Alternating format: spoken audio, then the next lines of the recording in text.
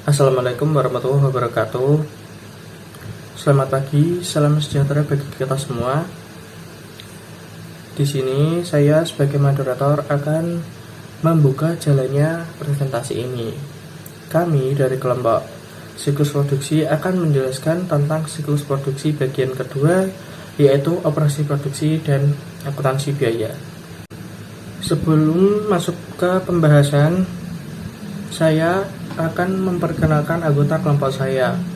Yang pertama yaitu saya sendiri, Ferry Ardiansyah dengan NIM 2021-12101 sebagai moderator. Yang kedua ada Sheila Putri Larasati dengan NIM 2021-12103. Dan yang ketiga ada Desinta Dwi Angeliana dengan NIM 2021-12104. Di sini terdapat diagram arus data siklus produksi. Nah, dalam diagram ini terdapat 4 aktivitas dasar dalam siklus produksi yang digambarkan dalam lingkaran. Di antaranya yang pertama yaitu desain produk, yang kedua perencanaan dan penjadwalan, yang ketiga operasi produksi, dan yang terakhir terdapat akuntansi biaya. Yang akan saya jelaskan yaitu yang pertama tentang desain produk.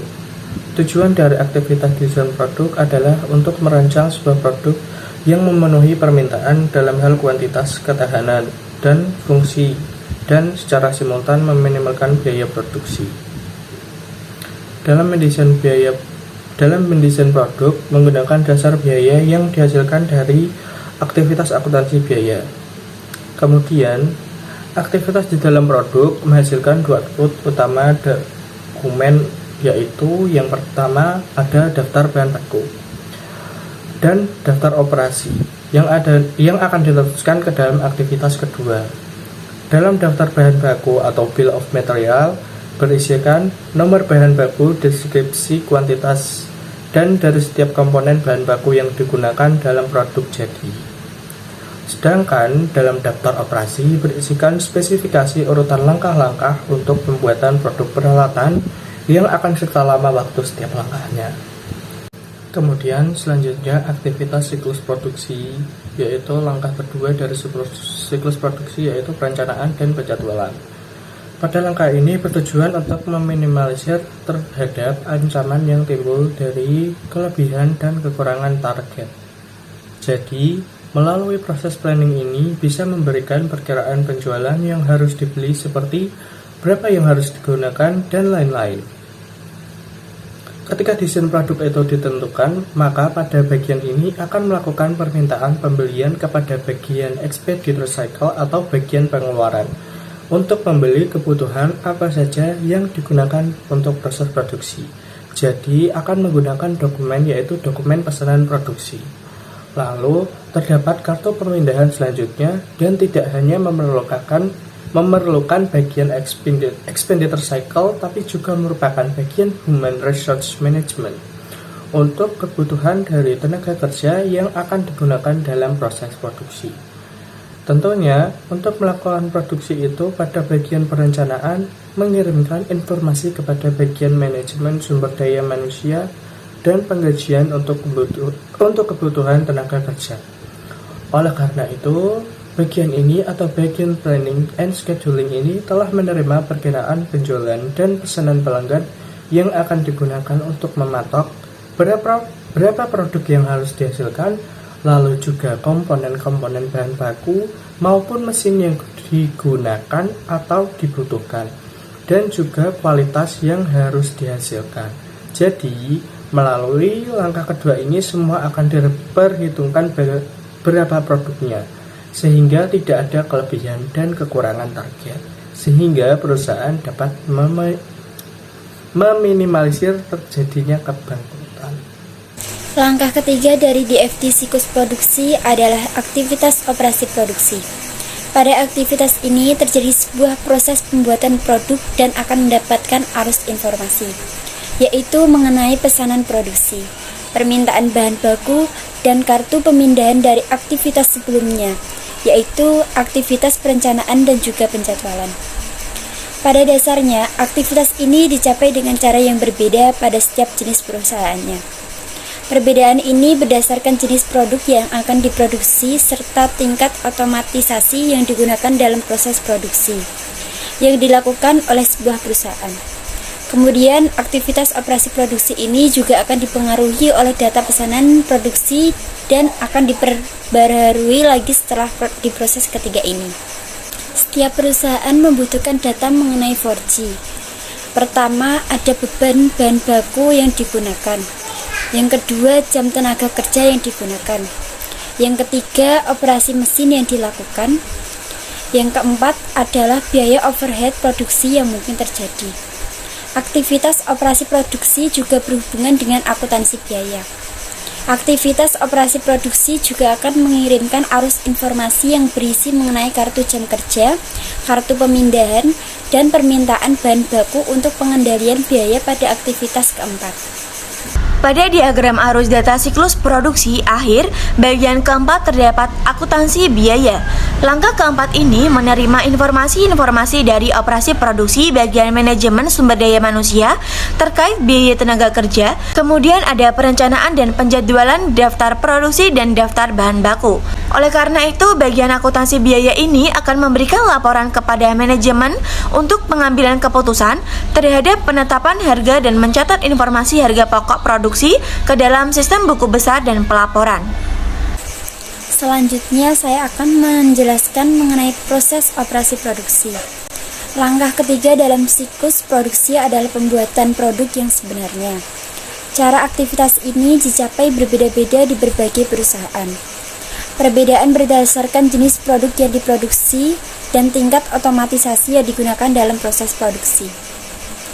Menggunakan berbagai bentuk teknologi informasi dalam proses produksi, seperti robot dan mesin yang dikendalikan, disebut sebagai Computer Integrated Manufacturing atau CIM yang dapat mengurangi biaya produksi secara signifikan. Selanjutnya adalah ancaman operasi produksi. Dalam aktivitas ketiga, operasi produksi ini terdapat ancaman. Yang pertama, pencurian persediaan. Pengendalian yang dapat dilakukan yaitu 1. Pengendalian akses fisik, 2. Dokumentasi dari semua pergerakan persediaan, 3. Pemisahan tugas, penyimpanan aset dari pencatatan, dan otorisasi penghapusan, 4. Pembatasan akses terhadap data induk persediaan, dan 5. Perhitungan persediaan fisik secara periodik dan rekonsiliasi dari perhitungan tersebut terhadap kuantitas yang dicatat. Yang kedua yaitu pencurian aktiva tetap. Pengendalian yang dapat dilakukan yaitu 1. Persediaan fisik dari semua aktiva tetap, 2. Membatasi akses fisik terhadap aktiva tetap, 3. Memelihara catatan detail dari aktiva tetap, termasuk pelepasannya. Yang ketiga, ada investasi suboptimal dalam aktiva tetap. Pengendalian yang dapat dilakukan yaitu 1. Persetujuan yang tepat dari perolehan aktiva, termasuk penggunaan permintaan proposal untuk menjaring berbagai penawaran kompetitif. Yang keempat, ada kehilangan persediaan atau aktiva tetap dikarenakan kebakaran atau bencana lainnya. Pengendalian yang dapat dilakukan yaitu 1. Pengamanan fisik atau misalnya alat penyiram api, 2. Asuransi. Lalu yang kelima ada gangguan operasi. Pengendalian yang dapat dilakukan yaitu dengan cara backup atau rencana pemulihan bencana. Selanjutnya adalah penjelasan mengenai akuntansi biaya. 3 tujuan utama dari sistem akuntansi biaya yaitu 1. Menyediakan informasi untuk perencanaan, pengendalian, dan pengevaluasian kinerja operasi produksi. Yang kedua, menyediakan data biaya yang akurat mengenai produk untuk digunakan dalam penetapan harga dan keputusan bauran produk. Yang ketiga, mengumpulkan dan memproses informasi yang digunakan untuk menghitung nilai-nilai persediaan dan harga pokok penjualan yang muncul dalam laporan keuangan perusahaan. Untuk berhasil mencapai tujuan pertama, sistem akuntansi biaya harus didesain untuk mengumpulkan data secara real-time mengenai kinerja aktivitas produksi, sehingga manajemen dapat membuat keputusan yang tepat waktu. Untuk mencapai dua tujuan lainnya, sistem akuntansi biaya harus mengklasifikasikan biaya berdasarkan berbagai kategori dan kemudian menentukan biaya-biaya tersebut ke produk tertentu dan unit organisasi. Selanjutnya adalah proses akuntansi biaya. Yang pertama ada data penggunaan bahan baku.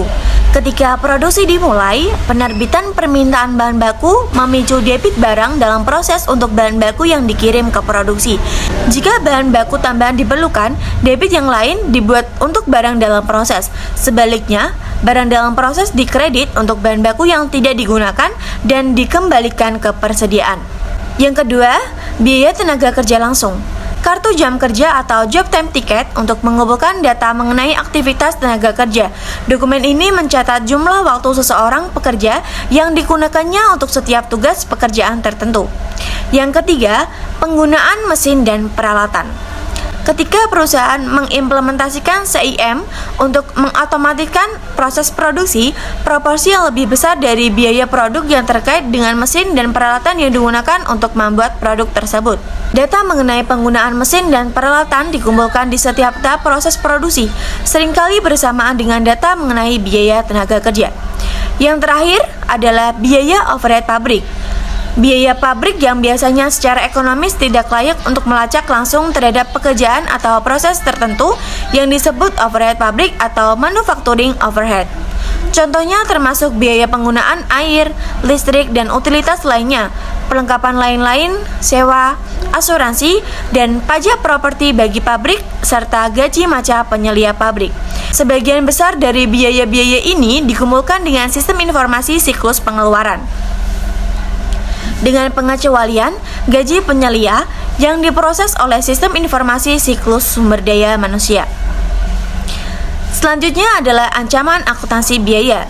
Dalam aktivitas keempat, akuntansi biaya ini terdapat ancaman. Yang pertama, data biaya yang tidak akurat. Pengendalian yang dapat dilakukan yaitu otomatisasi data sumber dan pengendalian integritas pengelolaan data. Ancaman yang kedua, alokasi yang tidak tepat dari biaya overhead. Pengendalian yang dapat dilakukan yaitu dengan perhitungan biaya berbasis aktivitas yang didorong waktu. Dan ancaman yang terakhir adalah laporan yang menyesatkan. Pengendalian yang dapat dilakukan yaitu dengan metrik kinerja inovatif. Cukup sekian video presentasi dari kelompok kami. Kurang lebihnya kami mohon maaf. Wassalamualaikum warahmatullahi wabarakatuh. Terima kasih.